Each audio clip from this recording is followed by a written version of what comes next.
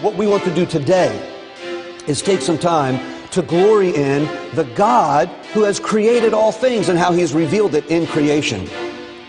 Notice, first of all, that the days of creation remind us that God is in control. God is in control. You'll notice that God is actively at work in the days of creation. That the text is very clear that He stands behind everything. He stands at the beginning of all things, and He is the one through whom all came into existence. God Himself is the only subject in all of these verses. Everything else is object.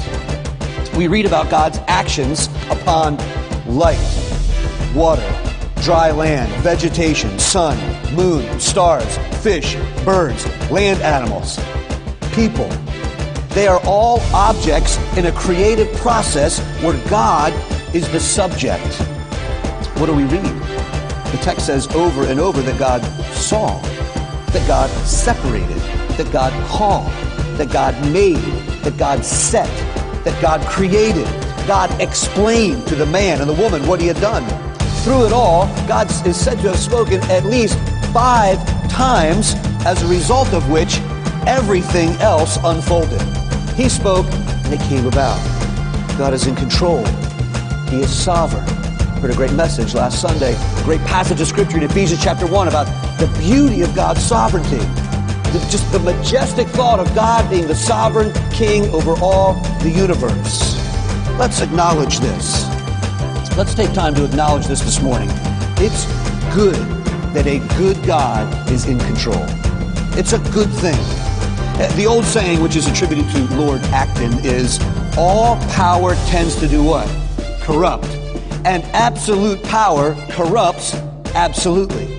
Now that's true for every human being because our nature is bent toward pride and selfishness and many other evils because we are sinful creatures. But God is good. Remember, Jesus said that. How do you call me good? There's one who's good, and that's God. And by the way, He was helping that man to figure out the one you're talking to is the good God.